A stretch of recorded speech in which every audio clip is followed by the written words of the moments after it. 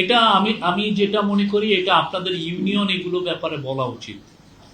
সত্যিকার অর্থে এটা সবচেয়ে গভর্নমেন্টই আপনাদের হয়ে সব করে দিবে, এটার চেয়েও আমার মনে হয় ইউনিয়ন এই আওয়াজটা তোলা উচিত। কেননা এই নেগোসিয়েশনটা তো হচ্ছে ইউনিয়নের সাথে মালিকদেরকে ইউনিয়নরা বলবে যে আমরা 5 দিন ছুটি চাই বা 4 দিন ছুটি চাই বা আমরা ছুটি চাই না, বা আমরা কাজ করব বা ওই যে কয়দিন কাজ করব সেটার বিনিময়ে আমার এক্সট্রা বেনিফিট দিতে হবে।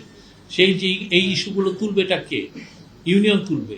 কিন্তু আমাদের ইউনিয়ন তো গত 15 বছর পূর্বাচলের প্লট নিয়ে ব্যস্ত ছিল, ঠিক না? ডিজিএফআই এর দালালিতে ব্যস্ত ছিল।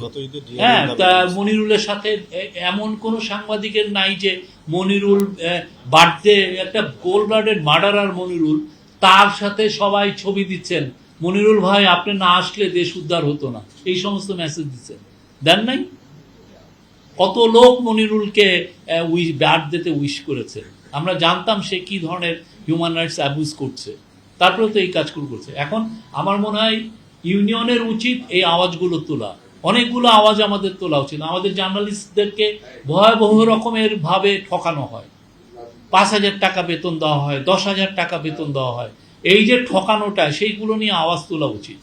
আমাদের ডিএফপির যে সিস্টেমে শস্যের ভিতরে ভূত, সেই জায়গাটায় আওয়াজ তোলা উচিত।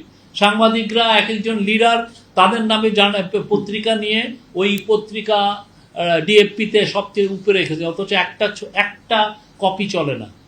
নিজে পড়েন, উনার বউ পড়েন, আর কেউ পড়েন না। গাজী গ্যাস স্টোভ রান্নায় আনে শিল্পের ছোঁয়া।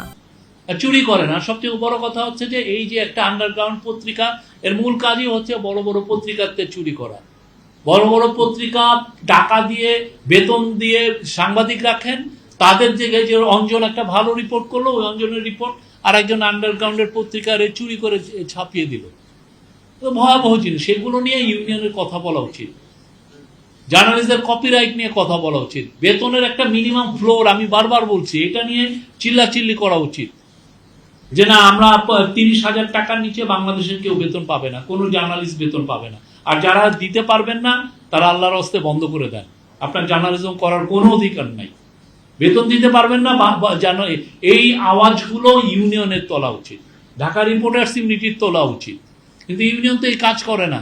ইউনিয়ন বসেই আছে কিভাবে পূর্বাচলের আর একটা প্লট পাওয়া যায়।